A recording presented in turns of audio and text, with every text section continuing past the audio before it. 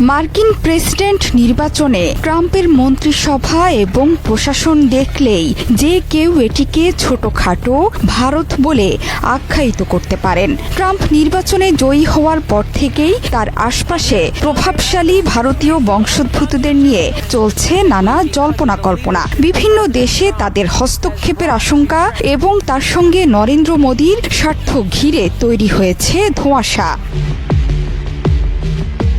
ভারত সরকারের প্রতিনিধি হয়ে ট্রাম্পের শপথে অংশ নিয়েছেন পররাষ্ট্রমন্ত্রী এস জয়শঙ্কর।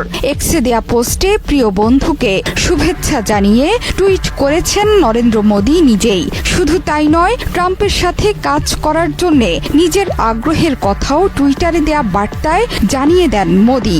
মোদীর টুইটেই বোঝা যাচ্ছে ট্রাম্পের সাথে কাজ করতে কতটা আগ্রহী ভারতের সরকার। অন্যদিকে ট্রাম্পও তার মন্ত্রিসভা ঢেলে সাজিয়েছেন ভারত সংশ্লিষ্ট এবং বংশোদ্ভূতদের জন্য।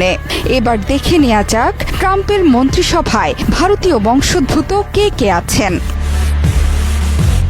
নবনির্বাচিত প্রেসিডেন্ট ডোনাল্ড ট্রাম্প হোয়াইট হাউসে বসার আগেই মন্ত্রিসভা ও প্রশাসন গুছিয়ে রেখেছিলেন যাতে দায়িত্ব নেওয়ার সাথে সাথেই কাজে নেমে পড়তে পারেন। ট্রাম্পের মন্ত্রিসভায় প্রথমেই আসে অভ্যন্তরীণ গোয়েন্দা বাহিনী federal bureau of investigation FBI এর প্রধান হিসেবে ক্যাশ প্যাটেলের নাম। 1980 সালে নিউ ইয়র্কের গার্ডেন সিটিতে জন্ম তার। আইন নিয়ে পড়াশোনার জন্য নিউ ইয়র্কে আসার আগে রিচমন্ড বিশ্ববিদ্যালয় থেকে স্নাতক পড়েন। ব্রিটেনের ইউনিভার্সিটি কলেজ লন্ডনের ফ্যাকাল্টি অব ল থেকে আন্তর্জাতিক আইনেও ডিগ্রি আছে তার। কর্মজীবন শুরু করেছিলেন আইনজীবী হিসেবে। ক্যাশ ট্রাম্প ঘনিষ্ঠ হিসেবে সুপরিচিত। ক্যাশ ছাড়াও আরও কয়েকজন আছেন যারা ভারত সংশ্লিষ্ট এবং ভারতীয় বংশোদ্ভূত। তাদের মধ্যে অন্যতম আমেরিকার সেকেন্ড লেডি উষা ভান্স। ট্রাম্পের ভাইস প্রেসিডেন্ট জেডি ভান্সের স্ত্রী উষা চিলুকুরি ভান্সের সঙ্গে আছে ভারতীয় যোগ। ভারতের অন্ধ্রপ্রদেশের ভাদলুরু হল উষার আদি গ্রাম। ক্যালিফোর্নিয়ার সান ডিয়েগোতে জন্ম। ইয়েল বিশ্ববিদ্যালয় থেকে ইতিহাস নিয়ে স্নাতক ডিগ্রি অর্জন করেন। দর্শনে কেমব্রিজ বিশ্ববিদ্যালয় থেকে হয়েছেন স্নাতকোত্তর। 2014 সালে কেন্টাকিতে জেডি ভান্সকে বিয়ে করেন উষা। জেডি ভান্সের বিশ্বাস, স্ত্রীর হিন্দু ধর্মের প্রতি আনুগত্যই তাকে রাজনৈতিকভাবে এত দূর এগিয়ে দিয়েছে।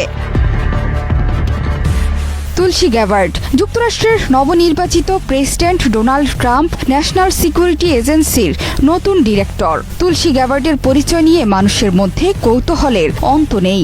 তার নাম এবং হিন্দু ধর্মের প্রতি বিশ্বাসের কারণে অনেকেই তাকে ভারতীয় বংশোদ্ভূত বলেন। যদিও তুলসী ভারতীয় বংশোদ্ভূত নন, কিন্তু তিনি হিন্দু বলেই নিজেকে পরিচয় দেন। 1981 সালে মার্কিন যুক্তরাষ্ট্রের সামোয়ায় জন্মগ্রহণ করেন তুলসী। তার বাবা মাইক গ্যাবার্ড এবং মা ক্যারল গ্যাবার্ড। 1983 সালে তুলসী গ্যাবার্ডের বয়স যখন 2 বছর, তখন তার পরিবার যুক্তরাষ্ট্রের হাওয়াই অঙ্গরাজ্যে স্থায়ীভাবে বসবাস শুরু করে। সেখানেই তার মা ক্যারল হিন্দু ধর্ম গ্রহণ করেন। হিন্দু ধর্মের প্রভাবের কারণে সন্তানদের হিন্দু নাম রেখেছিলেন মা ক্যারল।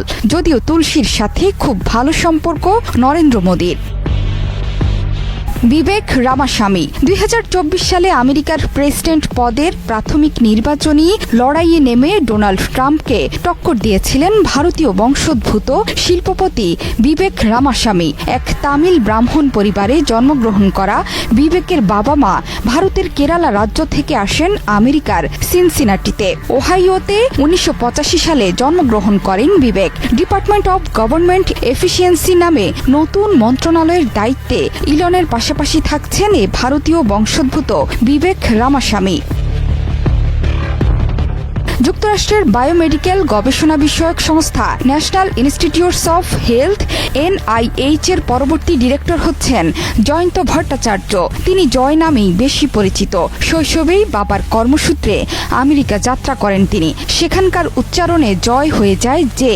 জয় ভট্টাচার্যের বাড়ি ছিল পশ্চিমবঙ্গের চন্দননগরে। 3 বছর বয়সেই পরিবার সহ পাড়ি জমান আমেরিকায়।